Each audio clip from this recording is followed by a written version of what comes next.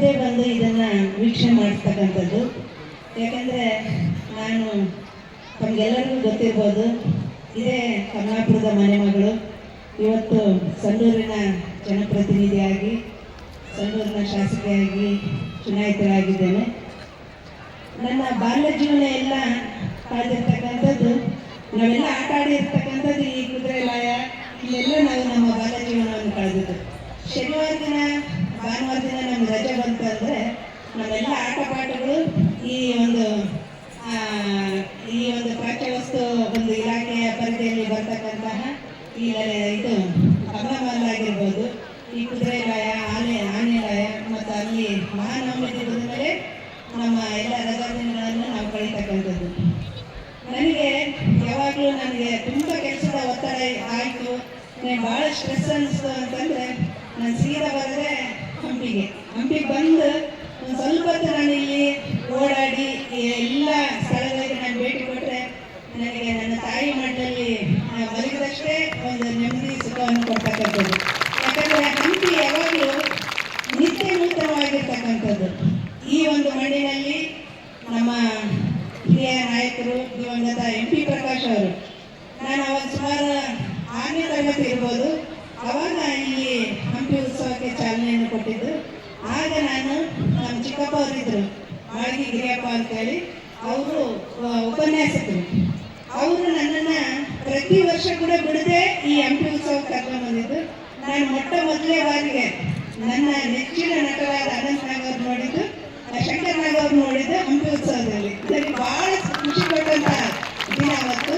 ಅತ್ಯಂತ ಸಮೀಪದಿಂದ, ನಮಗೆಲ್ಲ ದೊಡ್ಡ ಕನಸು, ನಮ್ಮ ನೆಚ್ಚಿನ ನಾಯಕರನ್ನ ಸಮೀಪದಿಂದ ನೋಡ್ಬೇಕನ್ನೋದು ಆಗಿನ ಕಾಲದಲ್ಲಿ ದೊಡ್ಡ ಕನಸು ನಮಗೆ.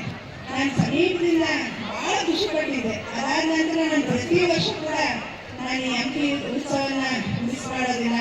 ನನ್ನ ಮಕ್ಕಳ ಸಮೇತ, ನನ್ನ ಕುಟುಂಬ ಸಮೇತ, ನನ್ನ ಸ್ನೇಹಿತರ ಸಮೇತ ಬಂದು ನಾನು ಈ ಹಂಪಿ ಉತ್ಸವನ ಒಂಥರ ನಾನು ಆಸ್ವಾದಿಸಿ ಹೋಗ್ತೀನಿ. ಇವತ್ತು ನಾನು ಶಾಸಕಿ ಆಗಿದ್ದೀನಿ ಅಂತಲ್ಲ, ಮೊದಲಿಂದಲೂ ನನಗೆ ಹಂಪಿ ಅಂದರೆ ವಿಶೇಷವಾದ ಪ್ರೇಮ. ಯಾಕಂದರೆ ನೀವೆಲ್ಲರೂ ಇಲ್ಲಿ ಸಾಕಷ್ಟು ಜನ ಪ್ರವಾಸಿಗೆ ಬಂದಿರ್ಬೋದು. ನಾನು ಹುಟ್ಟಿದಾಗಿಂದ ಈ ಹಂಪಿ ವಾತಾವರಣದಲ್ಲಿ ಓಡಾಡಿ ಪ್ರತಿಯೊಂದು ಕಲ್ಲು ಕೂಡ ನನಗೆ ಪರಿಚಯ ಇದೆ ಇಲ್ಲಿ. ಆದರೂ ಕೂಡ ನನಗೆ ಹಂಪಿ ದಿನದಿನಕ್ಕೆ ಹೊಸದಾಗಿ ಕಾಣಿಸುತ್ತೆ. ಅದೇ ಇದರ ವಿಶೇಷತೆ. ಹಾಗೆಯೇ ಈ ಒಂದು ಹಂಪಿ ಉತ್ಸವವನ್ನು ಯಶಸ್ವಿಯಾಗಿ ಯಾವುದೇ ರೀತಿಯಾದ ಗದ್ದಲ ಗೋಜಲಗಳಿಗೆ ಆಸ್ಪದ ಕೊಡದೆ ಅತ್ಯಂತ ಯಶಸ್ವಿಯಾಗಿ ಈ ಹಂಪಿ ಉತ್ಸವವನ್ನು ನಡೆಸಿದಂಥ ಕೀರ್ತಿ ನಮ್ಮ ಕವಿತಾ ಮೇಡಮ್ ಅವ್ರಿಗೆ ಸಲ್ಲುತ್ತೆ. 3 ದಿನ ಕೂಡ ಅವರು ಹಂಪಿ ಉತ್ಸವ ಶುರುವಾಯಿತಾಗಿಂದ ಕೂಡ ಬಹುಶಃ ಅವರು ನಿದ್ದೆ ಮಾಡಿರ್ಲಿಕ್ಕಿಲ್ಲ. ನಿದ್ದೆ ಇಲ್ಲದೆ ಒಬ್ಬ ಹೆಣ್ಣು ಮಗಳು ಇಂಥ ಒಂದು ಜನೋತ್ಸವವನ್ನು, ಹಂಪಿ ಉತ್ಸವವನ್ನು ಜನೋತ್ಸವವನ್ನಾಗಿ ಮಾಡಿದಂಥ ಕೀರ್ತಿ ನಮ್ಮ ಕವಿತಾ ಮೇಡಮ್ ಅವರಿಗೆ ಸಲ್ಲುತ್ತೆ ಅಂತೇಳಿ ಈ ಸಂದರ್ಭದಲ್ಲಿ ಹೇಳಲು ಬಯಸ್ತೀನಿ. ಹಾಗೆಯೇ ಇಡೀ ಅವರ ತಂಡ ಅದನ್ನು ಯಶಸ್ವಿಯಾಗಿ ನಿಭಾಯಿಸಿದ್ದಾರೆ. ಇಡೀ ಪ್ರಪಂಚಕ್ಕೆ ನಮ್ಮ ಹಂಪಿಯ ಒಂದು ಸಾಂಸ್ಕೃತಿಕ ಮತ್ತು ಇಲ್ಲಿನ ಕಲೆಯ ಅನಾವರಣವನ್ನು ಮಾಡಿಕೊಟ್ಟಿದ್ದು ಈ ಹಂಪಿ ಉತ್ಸವ. ಈ ಒಂದು ಉತ್ಸವದಲ್ಲಿ ಎಲ್ಲ ನಮ್ಮ ಜಿಲ್ಲಾ ಮಟ್ಟದ ಅಧಿಕಾರಿಗಳು, ತಾಲೂಕು ಮಟ್ಟದ ಅಧಿಕಾರಿಗಳು ಎಲ್ಲರ ಒಂದು ಸೇವೆ ಕೂಡ ತುಂಬ ಮಹತ್ವದ್ದು. ಅವರು ಕೂಡ ತುಂಬ ಕಷ್ಟಪಟ್ಟು ಇದನ್ನು ಯಶಸ್ವಿಯಾಗಿ ಮಾಡಿದ್ದಾರೆ.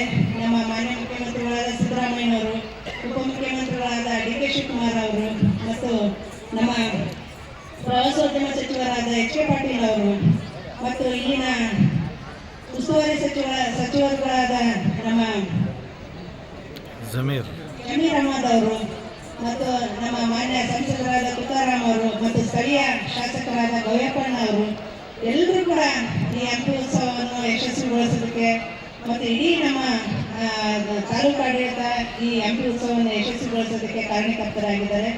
ಮುಖ್ಯವಾಗಿ ನಾನು ಈ ಹಂಪಿ ಉತ್ಸವವನ್ನು ಜನೋತ್ಸವವನ್ನಾಗಿ ಮಾಡೋದರಲ್ಲಿ ಸಹಕರಿಸಿದ ಎಲ್ಲ ಅಧಿಕಾರಿಗಳಿಗೂ ಮತ್ತು ನಮ್ಮ ರಾಜ್ಯ ಸರ್ಕಾರದ ಎಲ್ಲ ಮುಖ್ಯಮಂತ್ರಿಗಳು, ಮಂತ್ರಿಗಳು ಮತ್ತು ಉಪಮುಖ್ಯಮಂತ್ರಿಗಳ ಆದಿಯಾಗಿ ಎಲ್ರಿಗೂ ಈ ವೇದಿಕೆ ಮೂಲಕ ಅವರಿಗೆ ಧನ್ಯವಾದಗಳನ್ನು ಹೇಳೋದಕ್ಕೆ ಬಯಸ್ತೀನಿ.